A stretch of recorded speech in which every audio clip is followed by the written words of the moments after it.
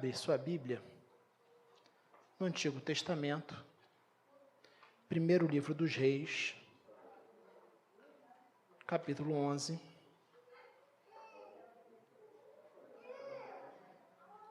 Primeiro Reis 11. Primeiro livro dos Reis, capítulo 11, onde nós leremos daqui a pouco os versículos de 1 a 13. Primeiro Reis 11, versículos de 1 a 13. E aí você vai deixar sua Bíblia aberta. Primeiro Reis 11, de 1 a 13. O texto vai ser projetado também daqui a pouco. Para quem está aqui, está sem Bíblia, não tem problema nenhum, o texto vai ser projetado. No último domingo, nós começamos uma série de mensagens. Que rei sou eu? Descobrindo os ídolos do meu coração. A gente viu que o coração humano, ele é uma fábrica de ídolos, como já disse há muito tempo atrás, o reformador francês, João Calvino. Nós temos uma tendência natural de escolher ídolos e colocar esses ídolos no centro da nossa vida, de maneira que eles acabam determinando os nossos pensamentos, as nossas ações. A gente escolhe coisas e coloca essas coisas no lugar de Deus, do Deus único e verdadeiro, daquele que de fato é o único digno de ocupar o centro da nossa vida, o centro de todas as coisas. O pastor e escritor norte-americano Tim Keller, falando sobre isso em seu livro Deuses Falsos, ele faz uma afirmação que eu acho bem interessante. Ele diz o seguinte: um ídolo é qualquer coisa que você olhe e diga, no fundo do seu coração, se eu tiver isso, sentirei que a minha vida tem um sentido. E então saberei que tem um valor. Estarei seguro e em posição de importância. Vou ler novamente, para você gravar. Um ídolo é qualquer coisa, que você olhe e diga no fundo do seu coração, se eu tiver esta coisa, sentirei que a minha vida tem um sentido, e então saberei que eu tenho valor, estarei mais seguro, numa posição de importância. O fato é que se nós acreditarmos que algo ou alguém, além de Deus, tem o poder de trazer sentido para a nossa vida, de nos dar senso de valor, nos dar senso de importância, de nos conceder segurança, se a gente acredita dessa forma, isso passa a comandar os nossos pensamentos e as nossas ações. Muitos teólogos acreditam que existem 3 metáforas bíblicas que descrevem exatamente a maneira como as pessoas se relacionam com seus ídolos. A primeira metáfora bíblica é que nós amamos os ídolos. Nós nomeamos ídolos, ídolos pessoais, e começamos a amar esses ídolos. Depois de amar, nós passamos a confiar neles. A acreditar que deles vem o nosso valor, acreditar que deles vem a nossa segurança, acreditar que a nossa identidade está fundamentada neles. E, finalmente, quando nós amamos os ídolos, quando nós confiamos nos ídolos, nós chegamos ao terceiro status, que é obedecer a esses ídolos. Uma vez que você acredite que você depende daquilo para ser feliz, que sem aquela coisa ou sem aquela pessoa você não conseguirá ser feliz, você vai fazer o que tiver ao seu alcance para alcançar aquilo. Então, primeiro nós amamos os ídolos, depois nós começamos a confiar neles e, por fim, nós começamos a lhes obedecer. Eu quero então convidar você a acompanhar um recorte.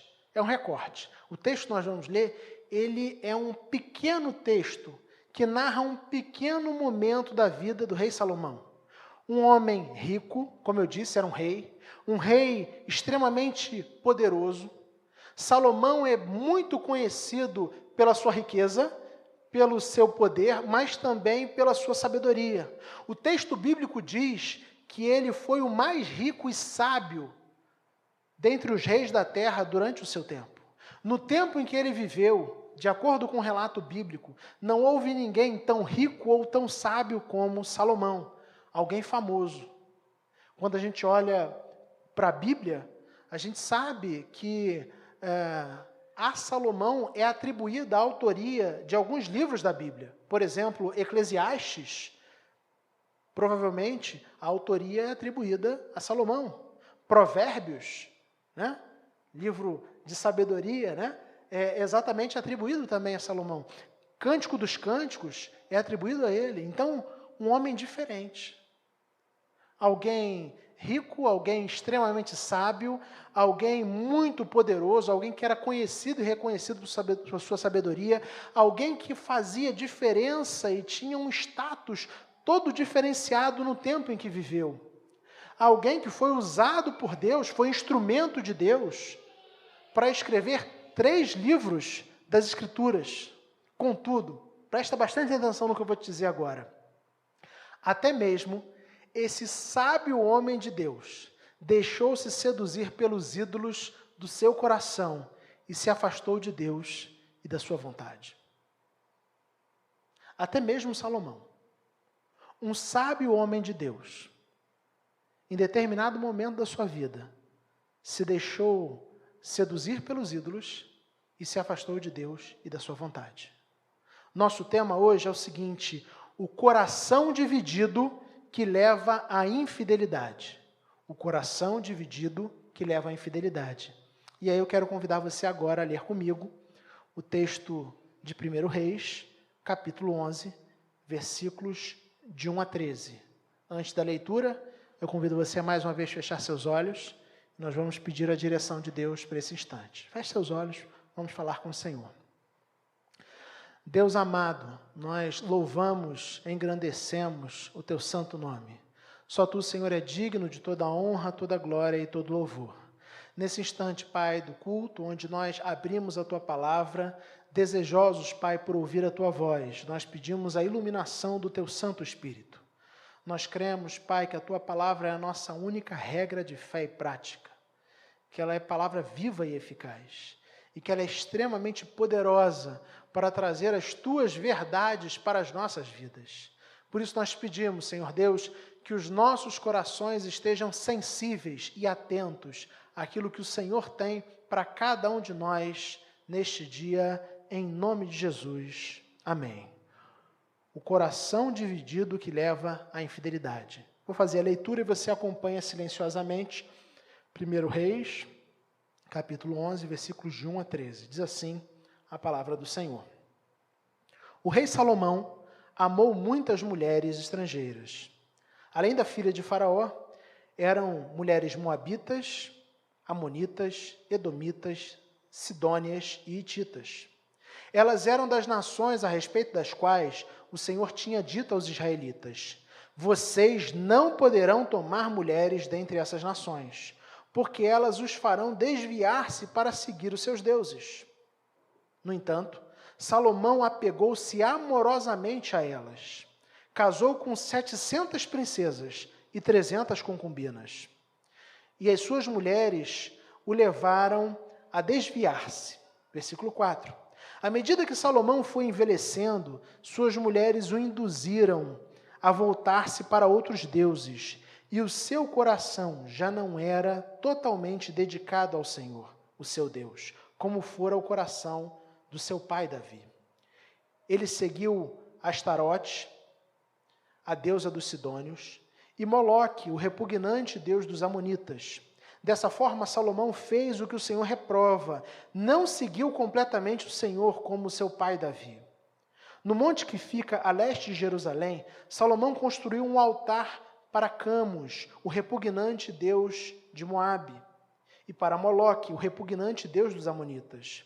Também fez altares para os deuses de todas as suas outras mulheres estrangeiras, que queimavam incenso e ofereciam sacrifícios a eles.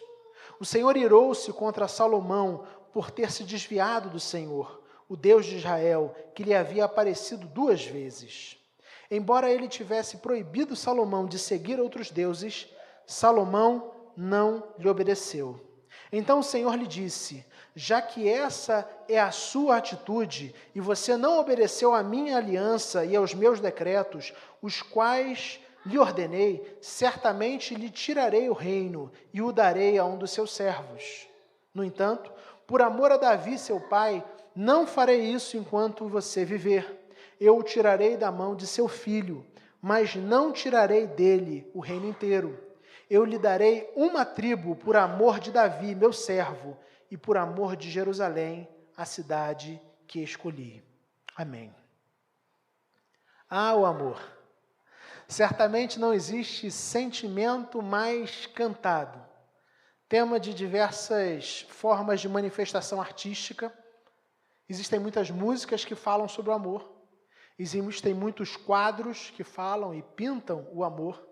Poesias falam sobre o amor.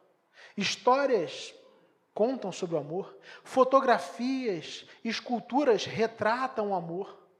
Este fantástico sentimento, certamente, é um dos falsos deuses do nosso tempo. Talvez você se choque ao ouvir isso. O pastor falando que o amor é um falso Deus? Sim. O amor, ele é um falso Deus não por ser errado em si. Longe disso.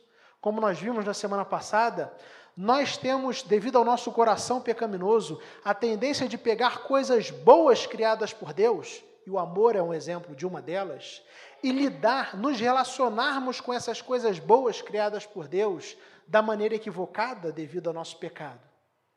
E aí a gente pega essas coisas que são criadas por Deus para nos abençoar, para nos alegrar, e colocamos elas no centro das nossas vidas, de maneira que elas se tornam um Deus substituto no lugar de Deus no nosso coração. É nesse sentido que eu estou falando que o amor é um dos falsos deuses do nosso tempo. Ontem nós celebramos o Dia dos Namorados. E aí é aquele dia onde você entra na internet, nas redes sociais, né? E você vai passando e está todo mundo com foto, mó love, né? Todo mundo comendo fora, passeando, as pessoas ostentando, recebi um buquê de flores, eu comi isso, eu comi aquilo, fotos juntas, declaração de amor. Existem aqueles também que acham que não precisam dar presentes, porque casaram. Né? E isso tem gente que pensa assim, vá você se arriscar a fazer isso. É um grande risco que você está correndo. Né? É um grande risco que você está correndo. Risco de perder o pescoço.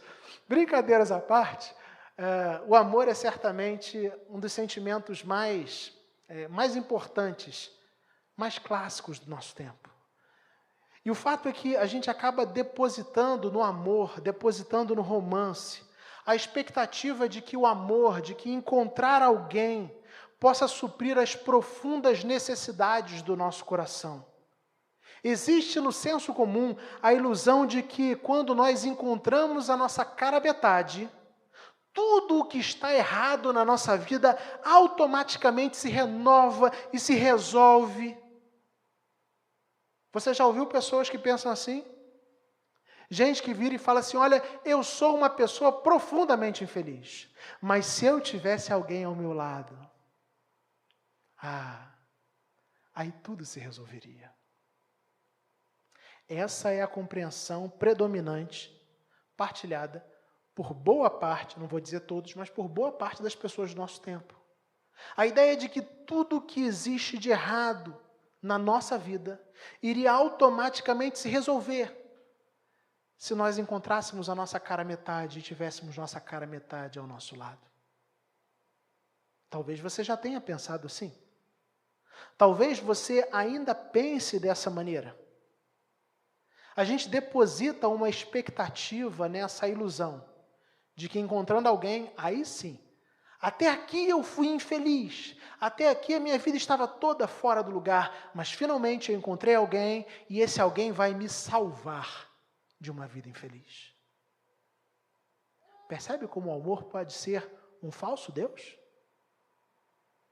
Porque o meu coração e o seu coração, marcados pela influência do pecado, pegam uma coisa boa criada por Deus e se relacionam com essa coisa boa criada por Deus da maneira equivocada.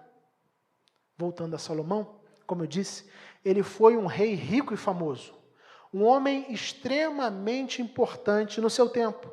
Quando a gente lê o texto, a gente pode presumir que provavelmente ele se utilizou de casamentos para fazer alianças. Aliás, embora isso talvez não seja comum no nosso tempo, historicamente falando, nós sabemos que essa era uma prática comum. Um determinado rei queria fazer uma aliança com o rei vizinho, para que houvesse paz entre os dois reinos. Então, uma das formas de firmar uma aliança, tanto política como militar, era exatamente ou casando, né, com alguém da família do rei vizinho, ou dando alguém da sua família em casamento para a família do rei vizinho. Então, certamente, quando a gente olha para Salomão, a gente pode presumir, não seria nenhum tipo de abuso da gente, presumir que provavelmente ele se utilizou de casamentos para firmar alianças políticas e militares. Contudo, os números são realmente expressivos. Quando Salomão faz isso, ele desobedece uma ordem clara, duas ordens claras dadas por Deus. A primeira ordem de Deuteronômio 17, que fala que um homem não deveria se casar com muitas mulheres. O texto nos conta que Salomão se casou com 700 princesas e 300 concubinas. Para mim é muito. Para você também é? Mesmo para os padrões extremamente flexíveis da sociedade do nosso tempo, 1000 é demais. Você não acha? E olha que a gente está numa sociedade que é bem moderninha, com todas as aspas possíveis, bem liberal, não gosta muito de falar sobre limites, mas ainda assim, 1000 é um número extremamente elevado. Mas não apenas isso, Salomão também desobedeceu a Deus, porque Deus estabeleceu claramente que os judeus não deveriam se casar com mulheres de outros povos, para que não se corrompessem, não aderissem às práticas culturais, às práticas religiosas desses outros povos, e dessa forma se desviassem dos caminhos do Senhor. Mas o fato é que o texto nos diz que Salomão amava aquelas mulheres. Versículos 1 e 2. O rei Salomão amou muitas mulheres estrangeiras, além da filha de Faraó. Eram mulheres moabitas, amonitas, edomitas, sidônias e hititas. Elas eram das nações sobre as quais o Senhor tinha dito aos israelitas, notem, vocês não poderão tomar mulheres dentre essas nações, porque elas os farão desviar-se para seguir os seus deuses. No entanto, Salomão apegou-se amorosamente a elas. Vocês percebem, em 2 versículos, o texto faz questão de afirmar que Salomão se apegou a ela, se afeiçoou a ela, que Salomão amava as suas mulheres. Salomão casou com 1000 mulheres, como nós já dissemos. E o número é tão absolutamente e absurdamente expressivo. Aponta para o fato de que Salomão se casou muito mais do que para fazer alianças políticas. Não existiam 1000 reinos em volta, gente. Imagina ele se sentir ameaçado por 1000 reinos. Não, tudo bem, só 700 eram princesas, né? Vamos dizer que ele se sentisse ameaçado por 700 reinos à sua volta e quisesse firmar aliança com 700 reinos. Parece um pouco elevado demais. É possível que alguns desses casamentos tivessem uma motivação político-militar de fazer aliança? Sim. Contudo, um número expressivo aponta para a gente que esse não era o único motivo. Mas não apenas o número expressivo, o fato de 2 vezes o texto falar que nos versículos 1 e 2, primeiro o texto afirma que Salomão amou muitas mulheres. E posteriormente, no versículo 2, dizer que ele se apegou amorosamente a elas. Esse se apegar dá a ideia, no original hebraico, de ficar grudado mesmo. É algo bem intenso, né? Ficar grudado. A palavra hebraica que aqui é traduzida como amor, ela denota não apenas o sentimento, no sentido de, eu amo, eu tenho sentimento por uma pessoa, mas também aponta para a gente sobre um desejo sexual. Então não seria muito da nossa parte, de forma alguma, afirmar que Salomão se apegou de tal forma às suas mulheres, que agora ele estava completamente escravizado pelo amor e pela luxúria. Você já fez as contas? 1000 mulheres? São quantos dias no ano? 365 dias. Digamos que Salomão fosse alguém extremamente bem disposto. Se ele escolhesse se encontrar com uma de suas mulheres por dia, né, ele ficaria mais de 2 anos, quase 3 anos, 3 anos mais ou menos, né, sem repetir esposa. Salomão é alguém que se vê agora completamente escravizado pelo amor e pela luxúria. Ele está apegado a isso.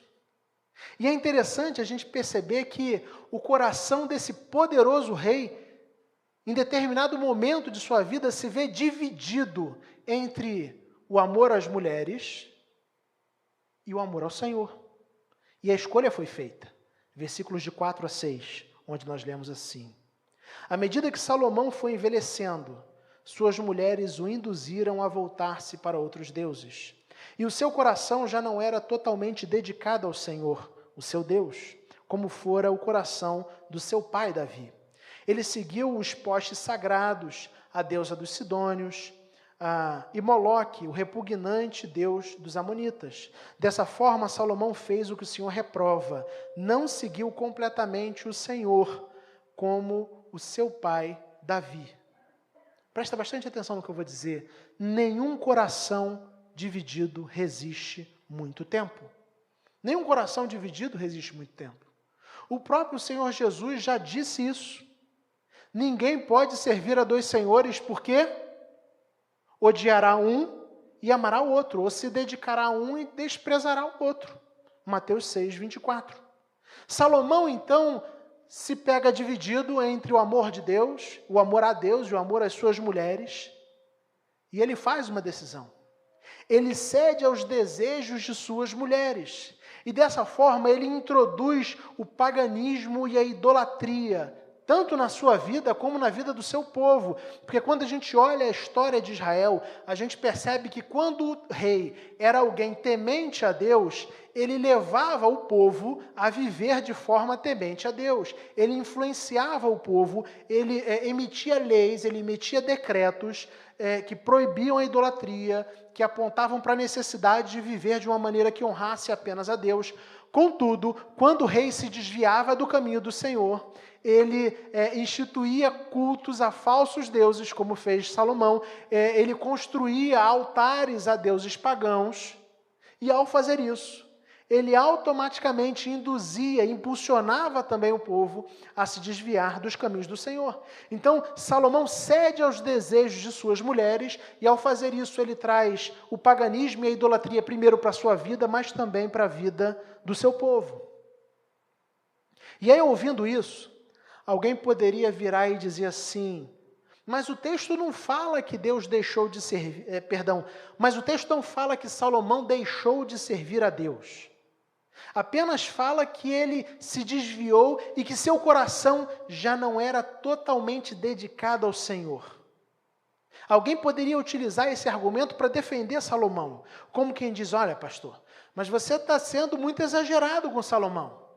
É verdade, sim, que ele cedeu, aos pedidos das suas mulheres, querendo agradá-las. Ele acabou fazendo o que elas queriam e construindo altares idólatras e praticando culto a outros deuses e levando o povo também a praticar culto a outros deuses. Mas o texto em momento nenhum fala que Salomão virou as costas para o Senhor. Apenas fala que ele não servia mais a Deus de todo o coração. Então ele não abandonou a Deus. Será que essa justificativa resolve? Será que essa defesa de fato serve? Nós temos estudado de manhã na escola dos discípulos. Vocês se lembram do primeiro mandamento?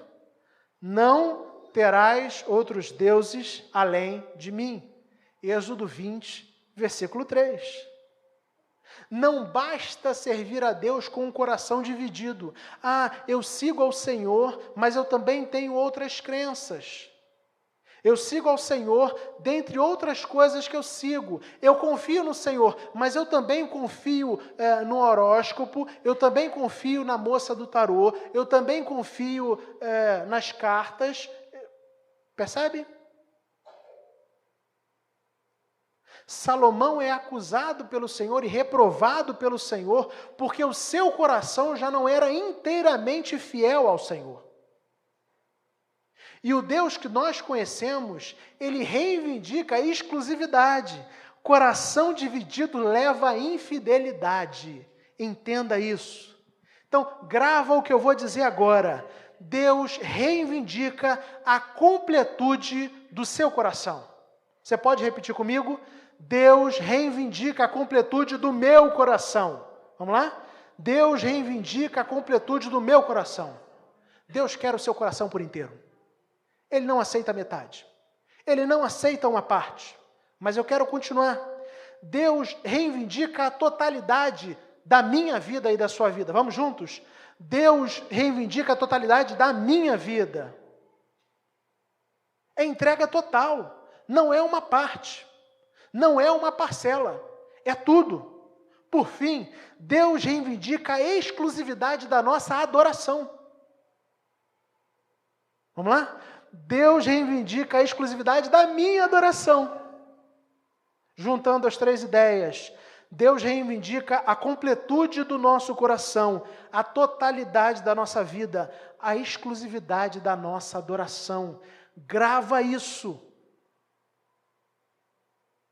Não existe espaço para que o meu coração ou o seu coração estejam divididos quando o assunto é Deus. Não existe espaço para uma entrega parcial da vida quando o assunto é Deus. Não existe espaço para adorar a outras coisas a não ser Deus, porque Ele reivindica para si a completude do nosso coração, a totalidade da nossa vida, a exclusividade da nossa adoração.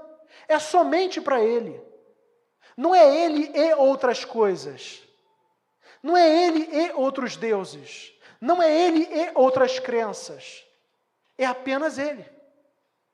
Salomão é reprovado porque o seu desejo, o seu amor pelas mulheres faz com que o seu coração se pegue dividido e em determinado momento, com o seu coração dividido, ele começa naturalmente a aderir práticas idólatras. Mas perceba, o problema não começa quando ele adere práticas idólatras. O problema começa, a raiz do problema está no coração dividido.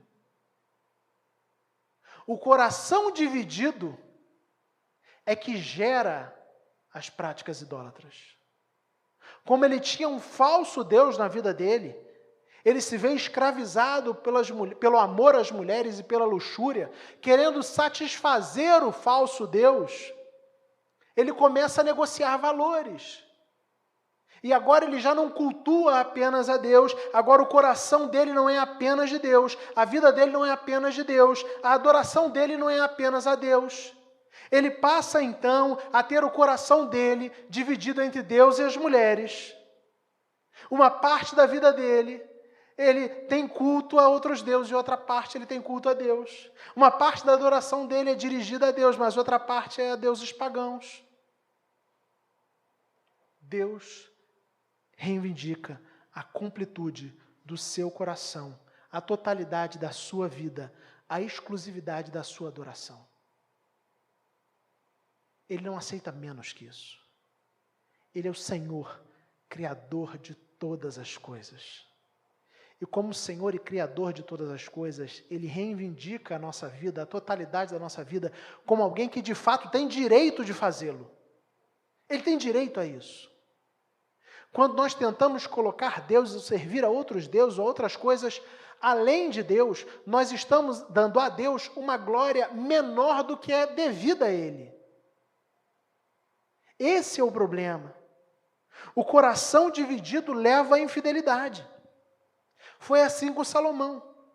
Mas não foi assim apenas com Salomão. Continua sendo assim com você e comigo. Quando nós dividimos o nosso coração, quando nós temos nosso coração dividido entre Deus e outras coisas além de Deus, fatalmente iremos caminhar para a infidelidade. Eu quero então caminhar para a conclusão, compartilhando com vocês algumas aplicações práticas desse texto, pensando nessa dinâmica do amor.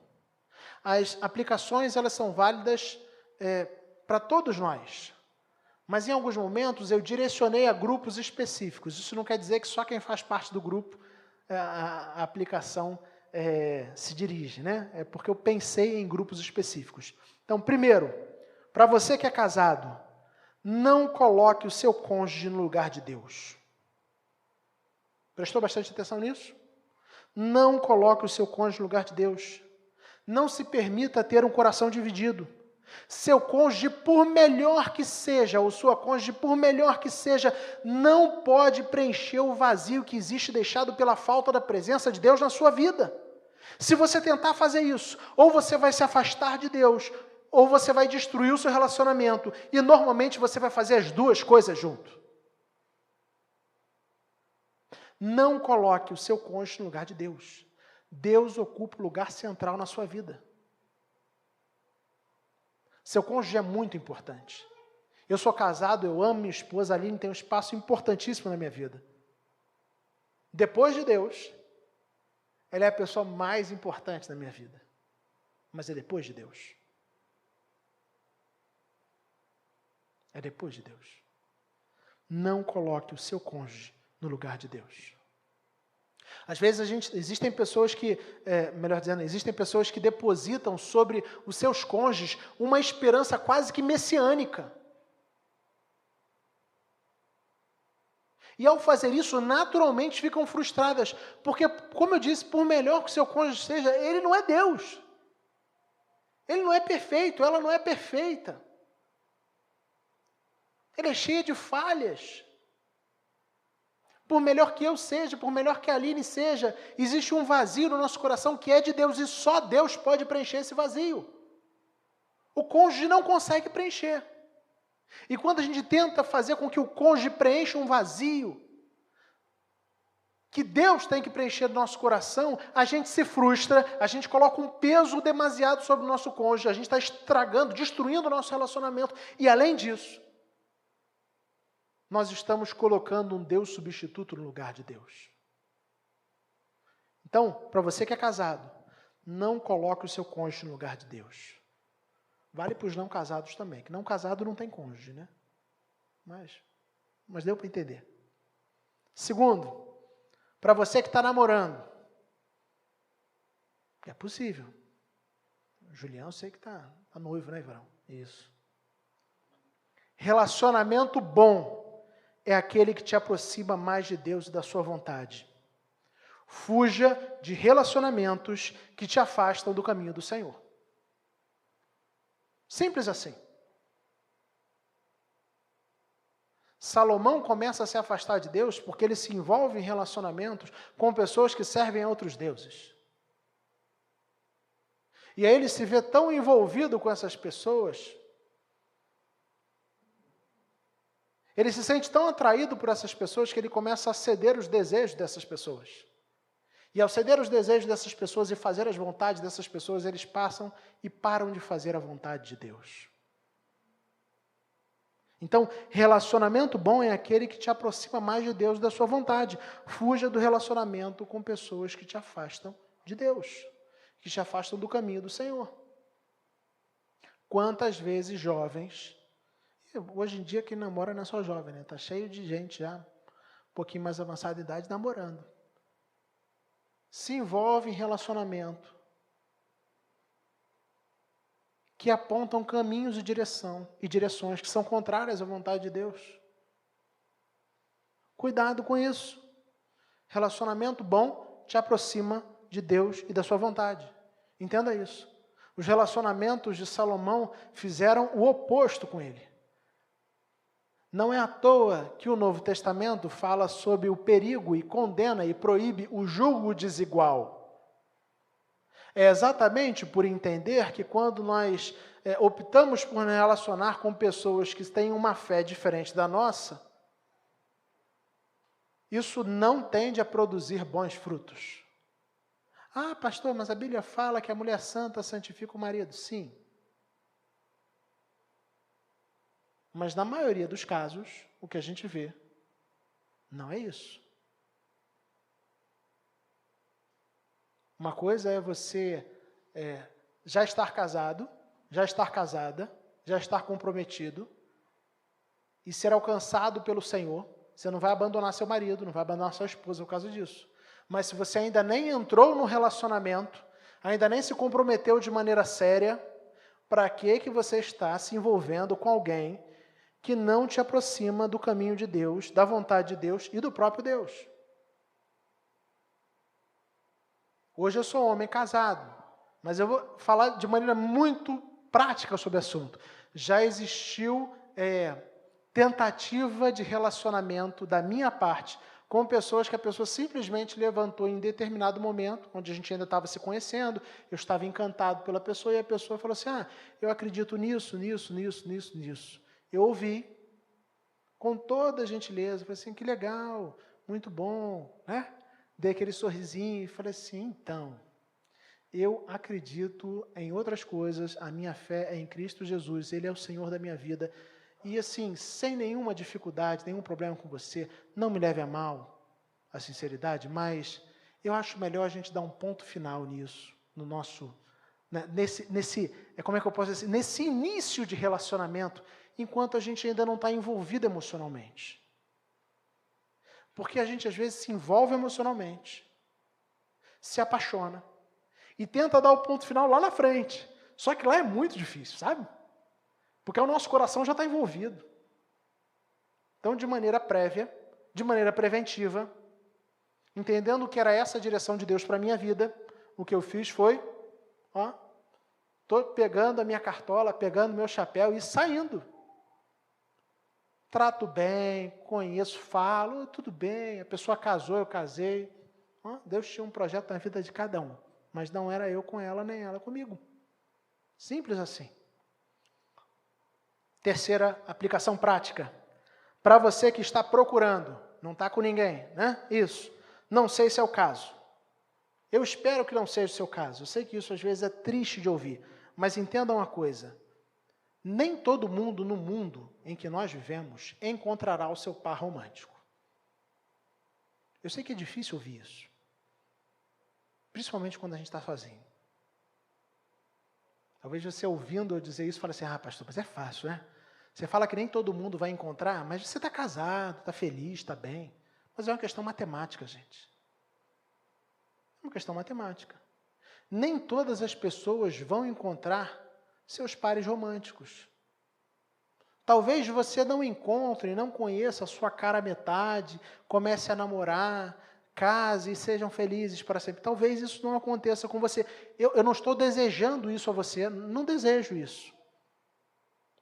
Não desejo, mas é uma possibilidade. É uma possibilidade. E se esse é o seu caso, o que você precisa ouvir é que existe um verdadeiro noivo, Cristo Jesus. Alguém que realmente é tudo o que você precisa. Talvez você não encontre a pessoa que você está procurando, mas existe um Cristo Jesus que te ama a ponto de vir ao mundo para morrer na cruz do Calvário no seu lugar e no meu lugar.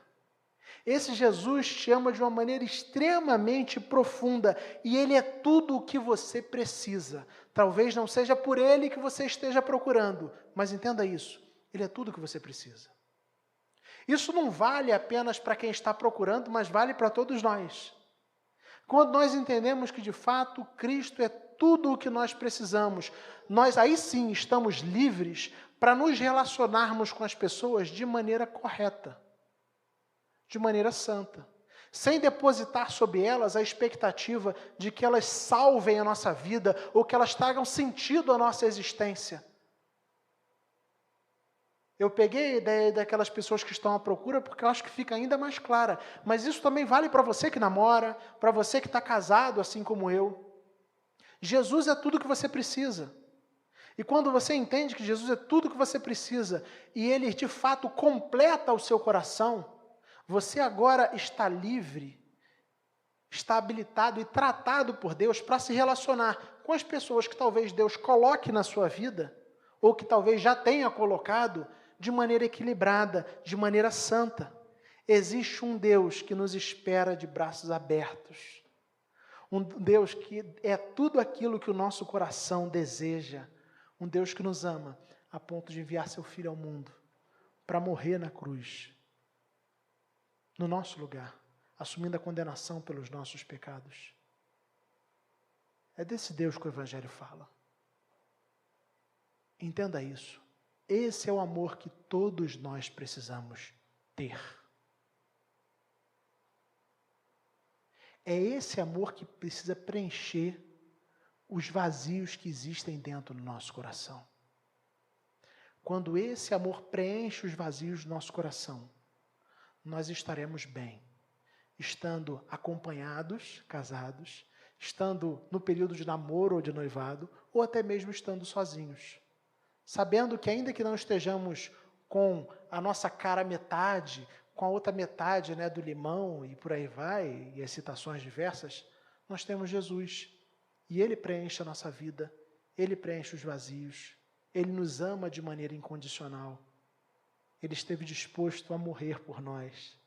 Isso deve preencher o nosso coração.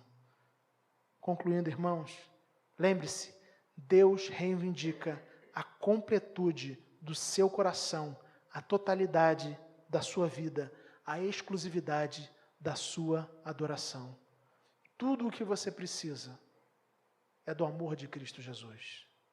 E quando o amor de Cristo Jesus invade o seu coração de fato, preenche a sua vida, e aí você está livre para se relacionar com alguém, ou até mesmo para ficar sozinho, mas com Jesus ao seu lado.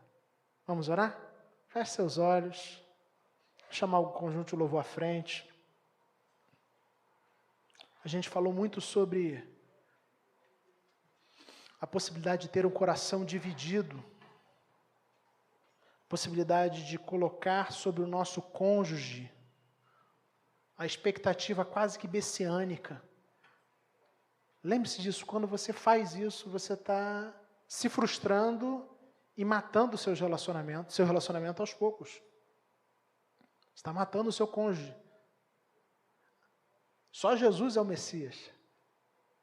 Só Ele.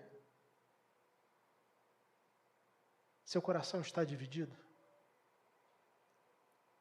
Talvez você não tenha radicalmente abandonado o Senhor. Possivelmente tenha sido exatamente isso que alimentou a cegueira de Salomão. Essa percepção de que, eu ainda não abandonei completamente, eu continuo prestando culto a Deus. Mas não pode ser Deus e mais alguma coisa. Tem que ser apenas Ele. Somente Ele.